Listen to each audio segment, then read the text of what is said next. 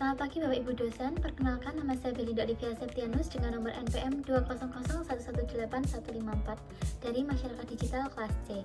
Izinkan saya mempresentasikan hasil UAS saya tentang peran arsitek di masyarakat digital. Yang pertama adalah membangun rumah sesuai dengan keinginan klien. Jadi sebagai arsitek kita tuh harus memahami apa yang diinginkan oleh klien kita. Jadi kita dalam membangun sebuah rumah kita harus sesuai dengan apa yang diinginkan oleh seorang klien. Lalu yang kedua, selain dari kebutuhan dari klien itu sendiri, keinginan dari klien, kita juga harus memperhatikan dari situasi saat ini. Seperti sekarang sedang COVID-19 yang sedang marak, jadi kita harus tahu tentang apa saja yang diperlukan dalam membangun sebuah rumah dalam situasi seperti ini. Kita harus memperkuat protokol kesehatan, kita harus membuat rumah itu seaman mungkin dari adanya virus itu. Lalu bagaimana sih konteks praktek arsitektur saat ini dibanding masa yang akan datang? Seperti yang kita tahu, di masa lalu arsitek itu masih merancang dengan menggunakan pensil ataupun harus menggunakan berbagai macam drawing pen dengan ketebalan yang berbeda untuk menghasilkan sebuah perancangan yang maksimal.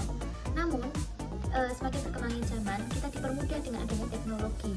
Dengan teknologi ini kita bisa semakin tepat menggunakan komputer untuk menggambar, seperti dengan berbagai macam aplikasi, SketchUp, AutoCAD ataupun lainnya. Kita bisa merancang sebuah bangunan itu dengan mudah. Namun dalam membuat maket seringkali kita masih menggunakan secara manual, tapi tidak menutup kemungkinan di masa depan selain dengan teknologi kita bisa merancang sebuah bangunan yang baik, kita juga bisa membuat sebuah maket secara digital dengan 3D printing. Jadi semakin berkembangnya zaman, itu teknologi akan semakin canggih dan dapat mempermudah arsitek dalam menjalankan tugasnya. Lalu sebagai arsitek profesional, apa sih peran dan kompetensi kita yang harus dimiliki sebagai arsitektur? Kompetensi yang harus dimiliki yaitu adalah pertama, perancangan arsitektur. Kemampuan menghasilkan rancangan arsitektur yang memiliki ukuran estetik dan persyaratan teknis juga bertujuan untuk melestarikan lingkungan. Jadi kita dalam membangun sebuah rumah, kita tidak boleh merusak lingkungan di sekitar kita, tapi kita harus merancang juga dengan memikirkan lingkungan di sekitar. Yang kedua adalah pengetahuan arsitektur. Pengetahuan arsitektur ini bermaksud kita harus tahu tentang sejarah, teori arsitektur, termasuk teori seni, teknologi, ilmu-ilmu pengetahuan manusia.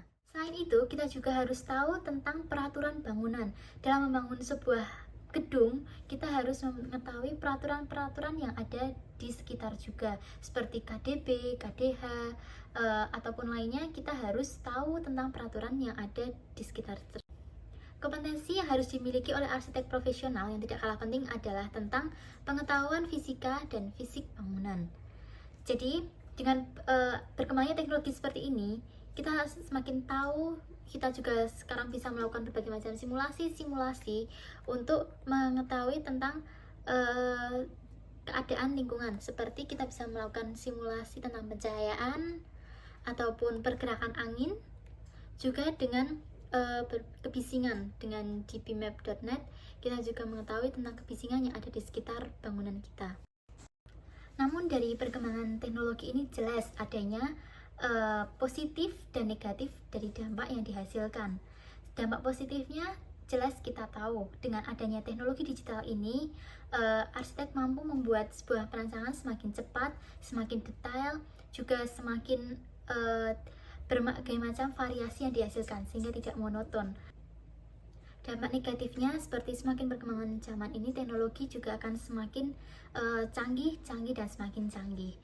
Oleh sebab itu kita sebagai arsitek tidak boleh kalah dari perkembangan teknologi tersebut. Kita harus menyeimbanginya, mengiringinya dengan belajar dan terus belajar agar pengetahuan kita lebih luas. Kita tidak boleh kalah dengan teknologi. Jadi kesimpulannya, sebagai masyarakat digital, kita harus pintar, kita harus cerdas dalam menanggapi teknologi digital saat ini. Kita tidak boleh dikalahkan atau digantikan oleh teknologi. Sebagai manusia, kita harus selalu menggali kemampuan kita, memperdalam pengetahuan kita agar tidak dikalahkan oleh teknologi. Sekian dari saya, terima kasih.